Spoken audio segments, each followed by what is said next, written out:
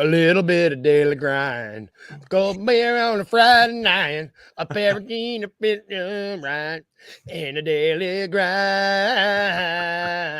Now we back. Welcome to the daily grind. That's so good compared to yesterday where I was just like coughing and screaming disturbed into the microphone. Welcome to the daily grind, everybody. I am your host, Luke Hatmaker. It's Tuesday. And that means I got my guy, Rusty, with me. How are you, Buckets? I'm good, man. Everything's coming up aces here in Memphis. Life is good. Happy to be here with you. Good weekend with Maggie. It's a good day, man. I'm happy to be here. I saw, dude, I love we're friends, and it's cool when you're friends because and like we're actually friends on Facebook, actually friends. It's not where you're like, oh yeah, that's my grandmother's best friend that I see her birthday on Facebook. Right. I see what you do in your life, and I'm like, my guy. And so it was cool. Yeah, Maggie and I were at the gym on Saturday. Had a good workout. She definitely showed me up, man. She's great, man. Again, everything's coming up aces there for sure. Heck yeah, man. You know who everything isn't coming up aces for? Taylor Jenkins. Yeah. Also, I have a dangly on I'm going to get that out of the way. I just had a piece of string. I was like, what is happening? Yeah. It was killing me. So CBS Sports released their, thank God they gave us something to talk about because I texted you. I was like, brother, I don't know. We're in for it, man. I don't know what we're going to talk about. But they released their top 30 coaches in the NBA. Mm-hmm. And there was, I guess we could have all predicted there was going to be some disrespect headed toward the Grizzlies' way. I thought this was ridiculous.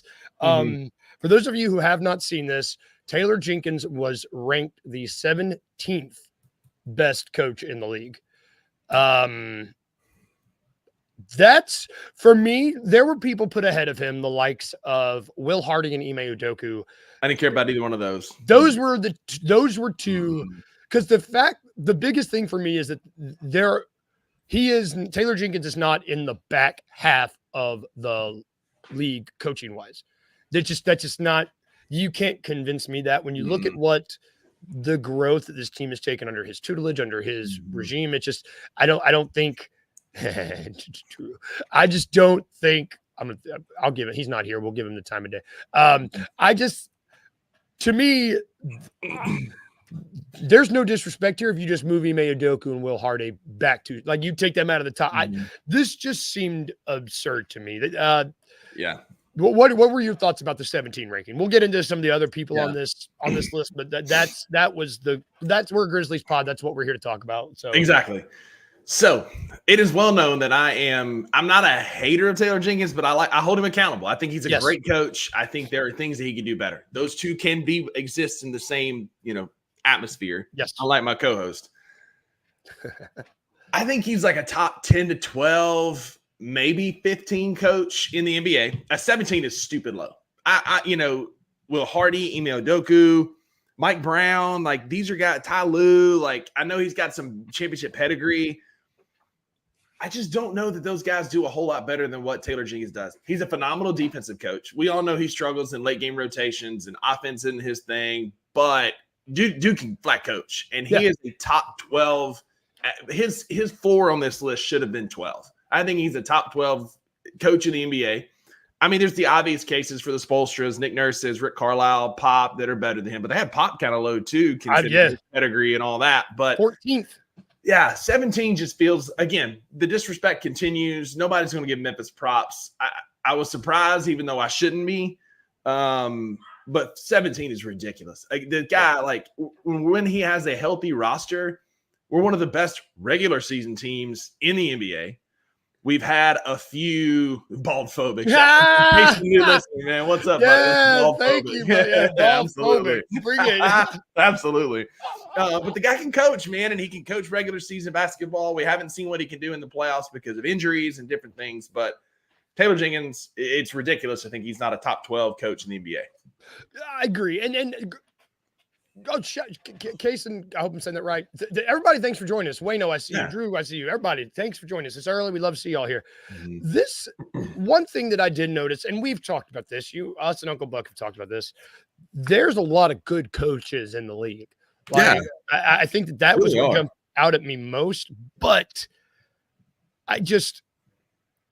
I should have done, I mean, if I cared about these other teams, I would have done more research, but I know the jump. We've seen this jump statistically happen under Taylor Jenkins. And and there's guys under TJ that I like Jamal Mosley's ranked 19th. Yeah, I think that's what wild, he's doing man. in Orlando is really impressive. I appreciate I appreciate them putting Doc Rivers 22nd. Like that guy he doesn't move the needle a ton for me anymore. Like he's without some superstars. He doesn't even have an NBA title. Like his overall record's not that great. I appreciate where he's at. There's a lot of recency bias too with some of these guys. Like, but I still don't understand Will Hardy in the top 7. Like, what are they like? The Jazz effectively check out by February every year. Like, how does that make him a great coach? JJ Redick is dead last, Drew. He is 30 out of 30. They put Brian Keefe of the Washington Wizards was ranked higher than him. That's bad. That's pretty rough. Rough. I just don't, for me, I don't really know what went into. What's the criteria? Because there's like a mixture of what I would consider like actually good forward-thinking coaches, but then you got some old heads. Like Rick Carlisle is an old head, and I like Rick Carlisle, but the 3rd best coach in the league. Like Spo and Nurse are ranked 1st and 2nd. I think those are pretty solid. I think those guys are good. But Bud and Tom Thibodeau is 9 and 10 as well. Like those are 2 guys that's pedigree. Dudes that they're ranked in the top 10 based on pedigree, I would feel like. Yeah. And same with Steve Kerr. Like without a 3-4 guard lineup, Steve Kerr clearly struggles. He struggled in the Olympics. He wasn't like his rotation in the Olympics weren't great. When we played well in the Olympics is when the guys were just like we'll ball and then did their own like street ball. Like they didn't follow Steve Kerr. They listened to Carmelo more than they did Steve Kerr. I get he's won a ton of championships, but without Steph Curry, I don't know that he has many of those. So I think he's probably a little bit high. The Thunder coach me at 6. Like they know, like that's a recency bias, man. Congratulations, you had one good year. Let's see if you can continue that. That's much more of like what have we done lately? I mean, got maybe a phenomenal coach and a very talented team, but let's just see what happens. Like I don't know, man. Again, this just people. It feels like an intern just Googled NBA coaches and last season's record. It was like, man, Taylor Jenkins, he's probably 17th. Like they're probably better than where they finished, but is what it is. I think you step out of the top 10. Just step out of that. I think the best way to look at this listing and just kind of be like, scratch your head. You've got Taylor Jenkins, Jason Kidd, and Jamal Mosley ranked 18th, 19th, and 20th. Quinn Snyder is 16th. I would put all 3 of them higher than Quinn Snyder. Exactly. What are the Hawks done? What they have done I like Quinn Snyder. But that he was the coach of those Utah teams that perennially get booted in the first round. I don't know. It's just having it, summer interning's almost over. We're maybe just ending. Maybe this was his final project before he went back to school. I don't know. It just feels like this was to stir up rhetoric and have us talk on shows like this about to get us feisty. Yeah, thanks for giving us something to talk about on a Tuesday in September when it's crickets coming out of Beale Street. But man, like this list is another one that just does like I'm like, what are we doing here, guys? Like clearly these are guys who like fringe watch basketball and they don't understand. Like tell me you don't know ball without telling me you don't know ball. You just pick the most famous names, threw those at the top, and then just kind of spread everybody down. Yeah, and I don't know. We always talk like anytime we see one of these, just print it and put it in the log. Like, and you know what? TJ's a fiery dude. That's a dude who doesn't coach. I love when TJ gets heated. He knows what's at stake for him this year. He just had his entire coaching staff fired and had one brought in. He knows he should use this as motivation. He should. Yeah. Under the microscope, it's time to put up. We're coming in healthy outside of maybe Gigi. Gigi hopefully is going to be the only one. We're coming in healthy, relatively healthy. This is his season, man. Like it's not championship or bust, but it is very much we need to be healthy and make a deep playoff run. I don't think it's not championship or bust yet, but it's at least second Western Conference Finals for sure. Yes, I agree.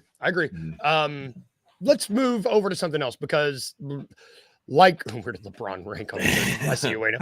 The NFL finished its second week, and I am not nearly as happy as it was last week.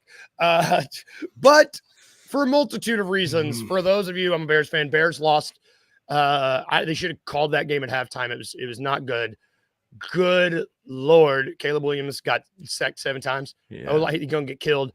I don't know what was worse, that or the Titans coach yelling, "What the F are you doing?" at Will Levis, like in front of God and everybody. It was just. I would like to say this. I'm a Tennessee Titans fan. We did not lose the game on Sunday. Will Levis lost the game on Sunday. Yep. We are 2 weeks into the season. Tennessee Titans have the number 1 statistical defense in the NFL, and they're 0-2. Like, make it make sense. And it was both of them. And I'm here for, Brian Callahan got some heat for standing at the podium in the post-game interview and just being like, he made a stupid decision. Like, it was dumb decisions, and calling out drinking NBA calls. Absolutely, man. Like I told you at the beginning of the season, man, if he doesn't have an offensive line in that purse he carries, he's going to have a long year.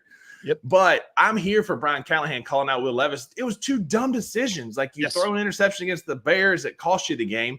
Whatever that little fumble, little lateral thing he was trying to do was an incredibly dumb decision.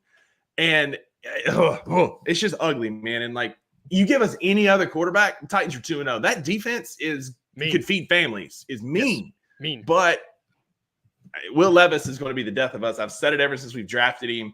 It's awful, man. It seemed like there's a lot of stupid decisions being made. Like, it's just stupid. Like, that's the kind of thing that you should have those decisions out of you by the time you get out of college. Like, that was a dumb quarterback. I watched him do the same thing in Kentucky, man. He's the same coach. He's the same quarterback he was at Kentucky with the Tennessee Titans, man. But it was a weird weekend of football, too, Luke. We had a lot of injuries, man. I don't know about your fantasy team, but I had a couple guys go down. Debo Samuels is out for a few weeks with a calf injury. Isaiah Pacheco is going on IR with a broken fibula. Like, my team is getting shredded. Yep. How did you lose? So I've got 3 teams, and I went 2-1. I lost in my family league, but I would like to congratulate Merc with the Mouthpiece for beating Mystic Dan Campbell, my illustrious co-host, Drew Gann, the $2 Sports Show. He effed around and found out. Let's put it that way. Yeah, he did. Merc with Mouthpiece won, baby. We're 2-0 in the League of Avengers, the one that matters for sure. Awesome. Dude, so the one that I'm in a couple leagues too. The one that the big one that matters has been in it for like 10 plus years, or like almost 15 now since college. I lost 125.1 to 125.54. No, and I was just so like, bad. And it's if Cooper Kupp doesn't hurt his ankle in the first half, I win. I'm an insane person, and I hoard like three defenses because I'm crazy. And if I would have started any other defense, I started the Jacksonville defense because I was like, same. Yeah, they'll beat Malik Willis. They'll beat Malik Willis. Mm-hmm. And then guess what? They didn't beat Malik Willis. There's just a lot of like, what is happening already in the NFL? And it's the awesome. Falcons, Monday Night Football last night. The Falcons beat the Eagles, like the lowly Falcons. Kirk Shiesty had been kind of gone in week 1, and he kind of came back last night. He led the game-winning drive in under 2 minutes, his first one since I think it was like week 4 of 2022. I saw this morning, and Drake London with an incredible route to beat Darius Slay.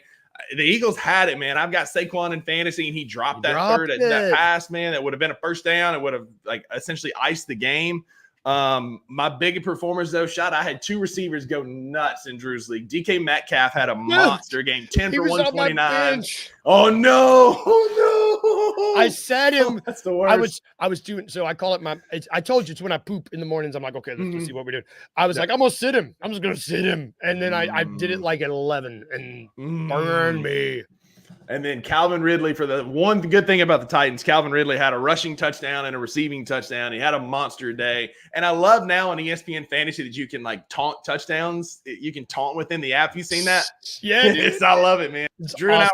and I sent him a taunt last night, and he responded with a not so nice message back. Uncle Buck, I'm worried about you. But how rude. I know, so rude. I was just informing him that one of my players had scored a touchdown in case he had missed it. And I got a rude response. I mean, it's just what it is. He's going on vacation. It's fine. No, it worked. Vacation. I don't know. The Calvin Ridley, that it's so good when you have these teams that should be good, should be better than their record suggests. Tennessee is one of them for me. I think Cincinnati. Yeah. I mean, I want to put I would say they're a little bit better than their record would suggest. But it's it's good when you see Calvin Ridley. You've been on the Calvin Ridley train since before the season started. It's good when you see these guys like blossom in their other team, and they're like when they continue to prove that they're the guy. It's really cool. I mean, that's it. Like Calvin Ridley just was on a bad Jacksonville team. Yeah. You know, he earned his stripes. He did his time. Went to a bad Jacksonville team. Just, I mean, when Trevor Lawrence is your quarterback, it's not going to go well. And what I appreciate about Callahan is, yes, Will Levis is struggling, but at least he's getting the ball to his playmakers in different ways. You know, on an end around handoff to Calvin Ridley for a long touchdown. Like, get the ball to your playmakers. Will Levis is obviously going to struggle making good decisions and getting the ball to good receivers. So hand it to him. Calvin Ridley is a menace in space, man. I watched Mississippi State play at Alabama when he was there and just absolutely carved us apart, man. And so, like, the guy's a freak athlete. Just get him the football. And so it's good, like you said, to see these guys flourish in their roles. What are there were two big surprises that teams that I've actually, probably three, the teams that I've just poured dirt on for years now. And it just seems like, what am I doing? The Saints are one. I don't know what's happening down there. Like their offense looks good. Yeah. And Derek Carr looks good. Derek Carr looks good, man. And you want to talk about a guy that I've always liked, but have never been able to get a read on. I just don't know. Yeah. Up, down, up. It's just really hard to get a read on that dude. Alvin Kamara looked like he was like 21 again. Just a monster day with 4 touchdowns he was responsible for. Tune in to the $2 Sports Show, little shameless plug. We do a new segment called Real versus Counterfeit. And we talk about which NFL teams that are 2-0 are real and which ones that are counterfeit or real that are 0-2. And so check that out. We talk about the Saints. We talk about several of these. The Vikings? No, we didn't talk about the Vikings. That wasn't one we talked about, but that's an interesting team, right? The Sam Darnold resurgence, man. What is going on? All of a sudden, like, they're killing it. But I saw like a stat yesterday that since Sam Darnold and Baker Mayfield have left Carolina, they've thrown for 46 touchdowns and 14 interceptions. 46 touchdowns, 14 interceptions since they left Carolina. Like, just incredible numbers. Dude, man, God, Carolina. Let your mind wrap around that. Sam Darnold and Baker Mayfield, 46 and 14 since leaving Carolina. Baker's the man, dude.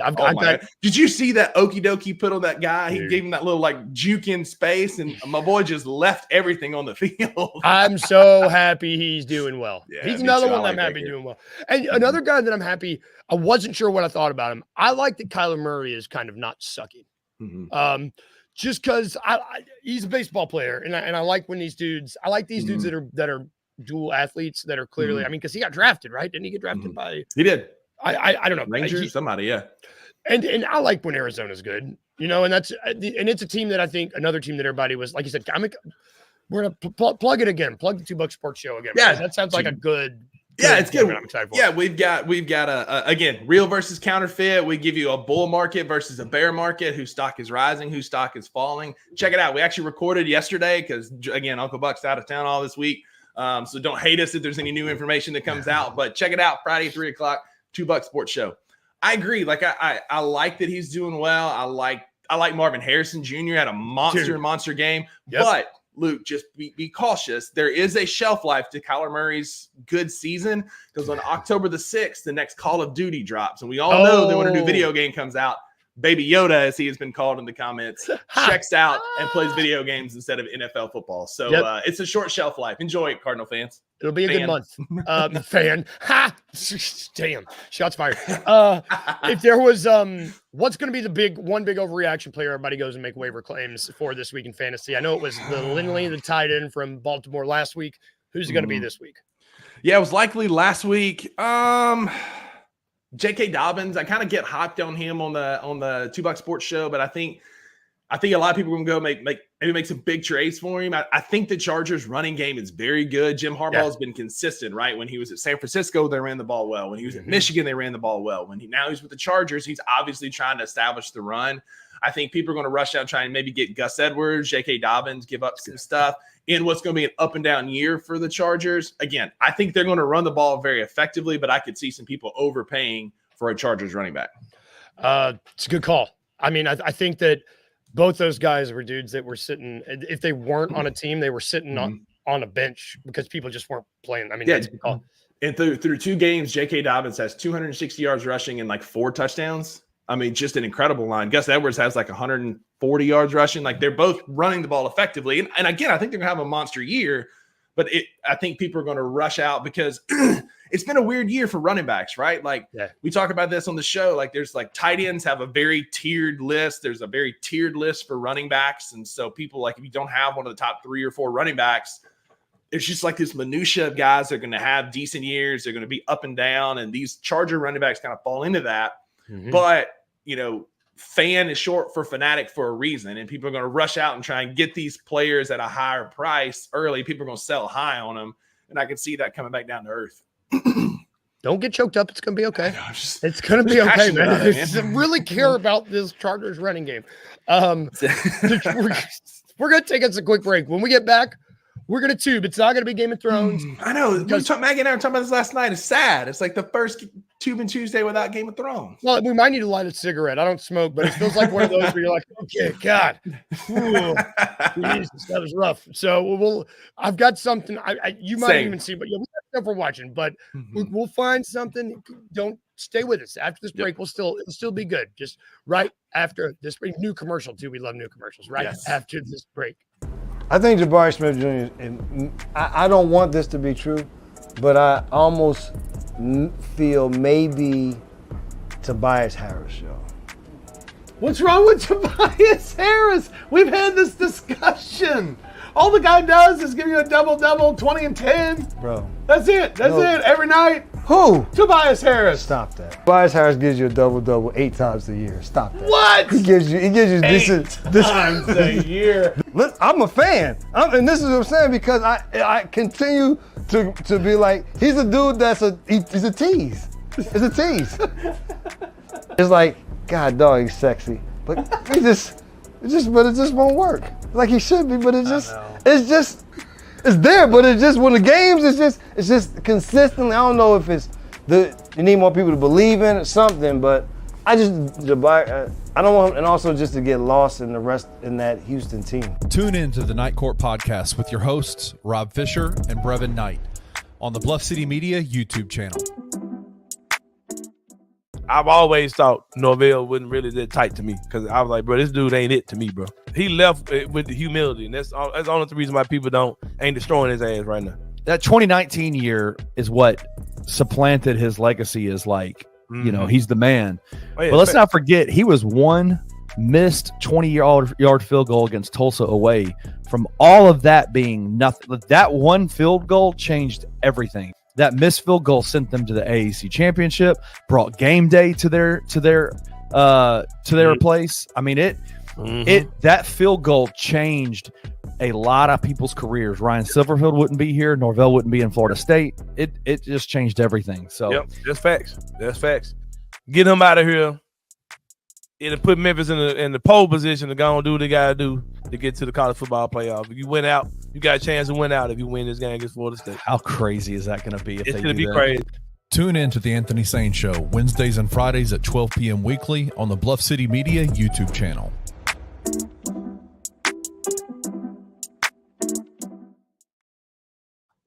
Welcome back to the Daily Grind. I don't know why I'm singing.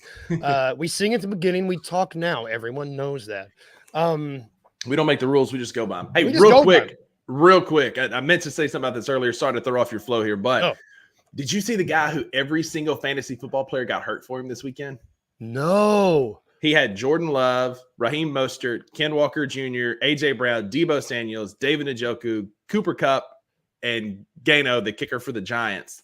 Every single one of them got hurt. My boy has to get an entire new team. But anyway, continue on. Man, that's brutal. That's brutal. Dude, hey, man. Don't feel so bad, Drew. No, Drew, don't feel bad. That guy, if you're watching the show, come find solace. Yeah. Come talk to us, brother. Well, we got you, man. That's sad. Yeah. BluffCityMedia.co. You'll find happiness there. That's it. You will find happiness there, man. You can see Brevin. You can see one half of the $2 Sports Show right. I pointed right there. God, BluffCityMedia.co. Check it out. We need to get a fantasy show. That'd be fun. It'd be really hard and a lot of work, and I don't want to do it, but we should do it. But back to our show on Tuesdays. If this is your first time joining us, we tube around here. We tube. We talk about what we're watching because there's TVs in every house, multiple TVs in most houses. TVs on the side of the roads. There's just TVs everywhere. Everybody's watching stuff. There's football on like 5 of the 7 days out of the week nowadays, it seems like. It's awesome. Yeah. So on Tuesdays, we talk about what we're watching. It doesn't have to be sports related. Quite often it's not. It's been Game of Thrones for the past week or so. By week or so, I mean summer. It's been Game of Thrones all summer. I'm happy to go first. I just finished. Well, I guess I'm in the midst. I got 1 episode left. I've been rewatching the Punisher series. Oh yeah, and it's awesome. I hadn't seen it since it came out, and I just kind of forgot. I forgot how grounded it is, and I love that. I love John Barenthal. That actor is like awesome. I would watch him do anything. I was talking. I would watch him as Batman. I would watch him as Mother Teresa.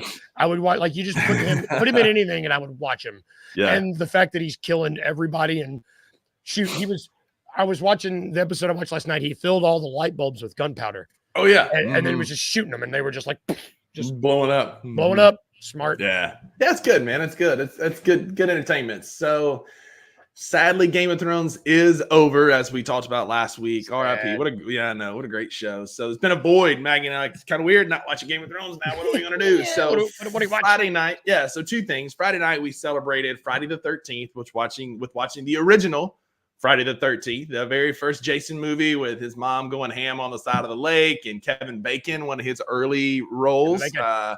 Great movie. So like just 1980s, like.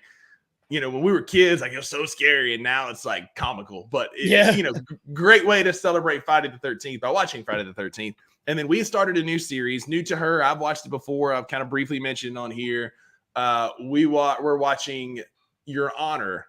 Formerly of Showtime on Netflix. Bryan Cranston plays a judge in New Orleans whose son kills the mob boss's son in a hit and run, and just the snowball that comes after that. If y'all haven't watched it, it's on Netflix. It's 2 seasons, 10 episodes apiece. Incredibly well done. Maggie makes fun of me. So one thing about me, I'm getting old. I'm getting senile. I repeat myself a lot. Like I struggle with things like that, right, Luke? So I've said it a million times. And Maggie, sorry, I know you're listening to this, sweetheart. I'm sorry that I'm going to talk about it yet again. I appreciate, and I think you as an actor and a fan of film will too, I appreciate cinematography and taking the time to make a shot look a certain way to give a certain message. And I appreciate the cinematography and the way they film this show is incredible. Like watching just the angles that they take, the film, like the tint that they put on the different shots to give, if it's giving poor or posh or harsh, or like just the way that they manipulate some of the images. It's incredible. Like there was this great scene last night with some of the characters walking down this hallway, and the angle they used, the lighting, and just the whole thing was giving like power trip in a place where they should have had no power. And it was awesome. Just like, I really appreciate that about shows, and Your Honor kind of freaking nails it, man. So if you haven't watched it, check it out if you want to appreciate good art in a TV show. You sold me on it. I love good acting, but like that just sounds, it's a good pitch. It's awesome. And it's awesome when you like, it's a good, I love Game of Thrones, but there's so much like that's not real in those like effects. And when you transition to something that's like just lighting and just composition and stuff. I mean, literally, it's a camera angle and gritty lighting, or like they may you probably know more about this than I do, like a filter that gives it like more of a yellow tint or more of a white tint. It's giving, Bryan Cranston, enough said. Yeah. I mean, enough said. So good in this role, but just again, the way they film it is so artful. It's really well done. Check it out if you hadn't watched it. They're about 50 minutes a piece. The episodes are incredibly well done. Heck yeah. Dude, you sold me on it. Sold everybody on it. Bryan Cranston, enough said. That's good. That's it. That's going to do it for our show today, y'all. Thank you for tuning in. We appreciate y'all. Thank you for tubing. Thank you for NFLing. That's not a verb. It is now. Patent. It is now. It is now. We will be back tomorrow. I think it might just be us. I think Uncle Buck is vacation in Chi-Town, but we will be here. Drafting, doing our thing. We'll draft something. We'll talk about it. But have good days at work, y'all. Go check out Jess Benson. She just started on Grind City Media. Check it out, y'all. Thank you, Kaysen, for checking. Like, thanks for hanging with us, brother. Thank you, Reno. Thank you, Uncle Buck. Thank you, everybody. Tune in tomorrow. I'll be here. You'll be here. If I can leave you with 2 things today, remember just to be a little weird, just a little bit, and remember to smile. Thanks, y'all. Have a good one. I'll see you tomorrow.